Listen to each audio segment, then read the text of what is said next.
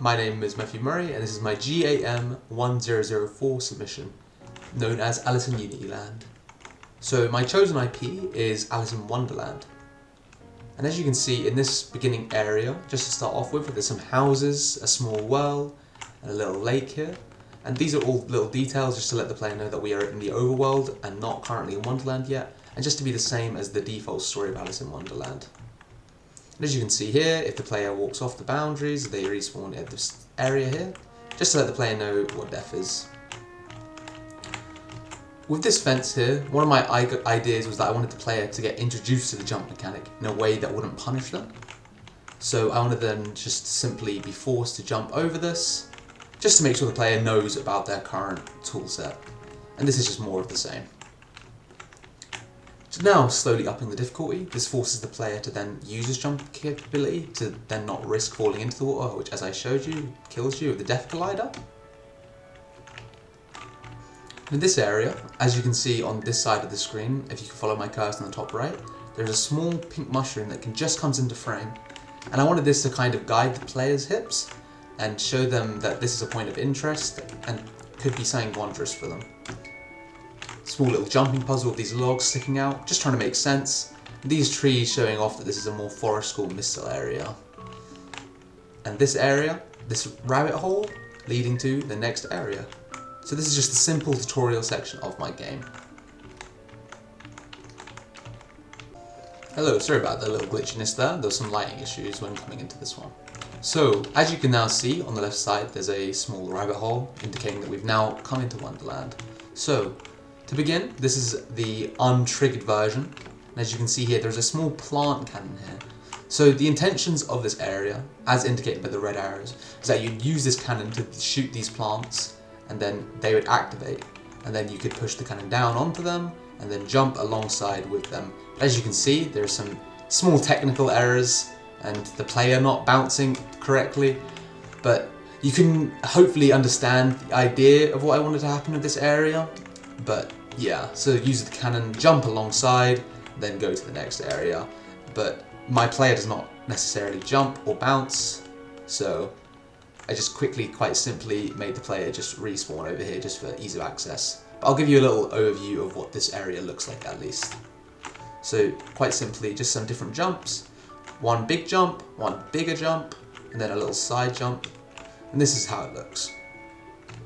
Landing down over here into this area where we currently are. So as the player progresses, I quite liked the use of colour that I had, of a use of blue and pink to kind of create a very fantasy area. And that's a small little bug here, I apologise for that. But yeah, as we get here, there's some dead trees. And this is where we have the cannon. Ideally, the cannon would be able to come alongside of the jump pads, but because of it not interacting correctly, I just placed another one over here just for ease of use of showing you. So, to begin, the cannon still has its beginning ammo type, the one it just starts off with. And this ammo type can be used on these chains to then knock down these chains and knock it down, which I'll show in the follow-up video. So, just walking through that, just ease of use. And as you can see, there are some small little terrain objects up here.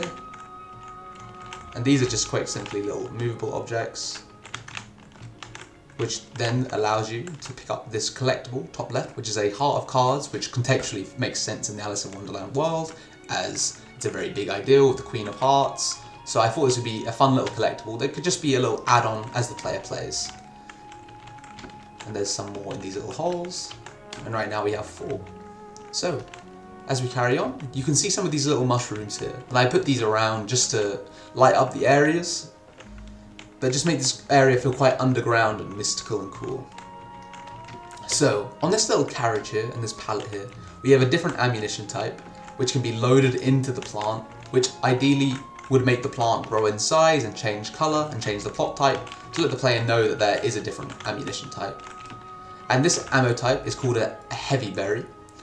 And it is yellow in colour, and as you can see here on this thing, with the red arrow indicating it, it has a yellow outline and a yellow faint glow to indicate that this is a area where you can interact with. So the point is that you get the heavy berries, load them up into the cannon, and then you shoot this and it slowly starts to get weighed down lifting this spiky bridge, because if you walk into it, it's not good business. So I'll just quickly run back there for you. But yeah, and as you raise it up with the yellow thing, it will slightly go up. Just for all intents and purposes, I have made a little gap just so I can quickly get in through the video, but that will not be there in normal. Just some carriages here to show off a mixture of ammo types and a little collectible. And as you can see, we have 5 right now. So carrying on, I wanted the player to kind of be introduced to this area. You're seeing 2 possible outlets. But you may be thinking, how do we get past this? So ideally, in player timing, this turtle will be here. But due to the issues of me not being good at technical skill enough, I didn't know how to make it activate on the waypoint when I got to it, so it will just be a brief little wait here. So I apologise for that. But yeah, the idea is that it stays here, and then when you get on it, it starts moving. But I don't know how to do that, so I apologise. It'll just be back in a second. But as for now, as you can see, there's these black chains which interact with the black ammo, these yellow things that get weighed down. The idea is that you push the plant onto here, drop down, and then you'd shoot the black chain, you'd weigh this yellow thing down to spin the player, climb up this ladder, another collectible, I missed it, weigh down this yellow thing to make the yellow bridge drop, shoot these black chains to open up the opening, and then that would be the finish of that. And then on the way back, if you messed up, you could also have an opportunity to do that again. So that was kind of where I was thinking. Got a collectible this time. So yeah, shoot the black chain, shoot the yellows to make them fall down, shoot this yellow thing to spin so you can walk through, and then it'll be all okay. Hello and welcome to my triggered version of Alice in Unityland. So just to quickly preface this video, due to my OBS settings being a little bit zoomed in, you couldn't see the actual UI element of the collectibles, and you couldn't see the actual way I wanted the player to view the setting.